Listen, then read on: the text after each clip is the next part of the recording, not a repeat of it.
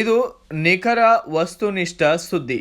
ಮೇ 5, 2023ರಂದು ಕರ್ನಾಟಕ ವಿಧಾನಸಭೆಯ ಚುನಾವಣೆಯ ಪ್ರಚಾರ ವೇಳೆ ಚಿಕ್ಕೋಡಿ ತಾಲೂಕಿನ ಸದಲಗ ಪಟ್ಟಣದ ಕುವೆಂಪು ಮಾದರಿ ಶಾಲೆಯ ಆವರಣದಲ್ಲಿ ಕಾಂಗ್ರೆಸ್ ಪಕ್ಷದ ಪ್ರಚಾರ ಪರ ರಾಹುಲ್ ಗಾಂಧಿಯವರು ಆಗಮಿಸಿದ್ದರು. ಇದೇ ವೇಳೆ ಸದರಿ ಶಾಲೆಗೆ ಪ್ರವೇಶಿಸಲು ತೊಂದರೆಯಾಗುತ್ತಿರುವುದರಿಂದ ಸದರಿ ಶಾಲೆಯ ಪ್ರವೇಶ ದ್ವಾರದ ಬಳಿ ಇರುವಂತಹ ಅಂತಾರಾಜ್ಯ ರಸ್ತೆಗೆ ಹೊಂದಿಕೊಂಡಿರುವ ಶಾಲೆಯ ಸಂರಕ್ಷಣೆ ಗೋಡೆಯ ಸುಮಾರು 1.5 ಅಡಿ ಅಗಲ ಮತ್ತು 17 ಅಡಿ ಉದ್ದ ಅಳತೆಯ ಸಂರಕ್ಷಣೆ ಗೋಡೆಯನ್ನು ಕೆಡವಿ ಪ್ರವೇಶ ಕಲ್ಪಿಸಲಾಯಿತು. ಆದರೆ ಸಂರಕ್ಷಣೆ ಗೋಡೆ ಕೆಡವಿ 1.5 ವರ್ಷ ಕಳೆದರೂ ಕೂಡ ಇನ್ನೂ ಗೋಡೆ ಕಟ್ಟುವ ಭಾಗ್ಯ ಕೂಡಿ ಬಂದಿಲ್ಲ. ಇನ್ನು ವಿಧಾನಸಭೆ ಚುನಾವಣೆ ಮುಗಿಯಿತು, ಕಾಂಗ್ರೆಸ್ ಸರ್ಕಾರ ಆಡಳಿತಕ್ಕೆ ಬಂತು, 5 ಯೋಜನೆಗಳು ಜಾರಿಗೆ ಕೂಡ ಬಂದವು.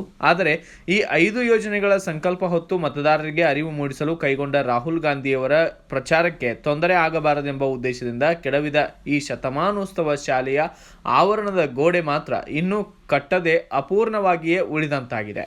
ಅಷ್ಟೇ ಅಲ್ಲ, ಸದರಿ ಸ್ಥಳದಲ್ಲಿ ತ್ಯಾಜ್ಯ ವಸ್ತು, ಸಾರಾಯಿ ಬಾಟಲಿಗಳ ರಾಶಿಯಿಂದಾಗಿ ಕಸದ ಗುಂಡಿಯಂತಾಗಿದ್ದು, ಕುವೆಂಪು ಶಾಲೆಯ ಸಂಕುಲದಲ್ಲಿ ಸದ್ಯ ಶತಮಾನೋತ್ಸವ ಕನ್ನಡ ಮಾದರಿ ಪ್ರಾಥಮಿಕ ಶಾಲೆ, ಪ್ರೌಢಶಾಲೆ, ಸರ್ಕಾರಿ ಉರ್ದು ಪ್ರಾಥಮಿಕ ಶಾಲೆ, ಮೌಲಾನಾ ಅಬ್ದುಲ್ ಕಲಾಂ ಉರ್ದು ಪ್ರೌಢಶಾಲೆ, ಪದವಿ ಪೂರ್ವ, ಪದವಿ ಮಹಾವಿದ್ಯಾಲಯ ಹಾಗೂ ಕೇಂದ್ರೀಯ ಮಹಾವಿದ್ಯಾಲಯಗಳಲ್ಲಿ 800ಕ್ಕೂ ಅಧಿಕ ವಿದ್ಯಾರ್ಥಿಗಳು ಕಲಿಯುತ್ತಿದ್ದು, ಜ್ಞಾನ ದೇಗುಲವಿದು ಕೈ ಮುಗಿದು ಒಳಗೆ ಬಾ ಎನ್ನುವ ಪ್ರವೇಶ ದ್ವಾರದಲ್ಲಿ ಕೆಡವಿದಂತಹ ಗೋಡೆ ಕಟ್ಟದೇ ಇರುವುದು ಸಾರ್ವಜನಿಕರ, ಪಾಲಕರ ಕೆಂಗನಿಗೆ ಗುರಿಯಾಗಿದೆ.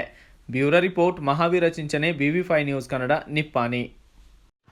Thanks for watching. Read, discuss and debate with editor Dr. Yan Prashant Rao. Wanted reporters in print, digital and visual media for Bharat Vaibhav Daily Newspaper, BV News 5 Channel and BV Fast Web News from all the talukas of Karnataka, Goa and Maharashtra. If interested, send your resume to 9019229369.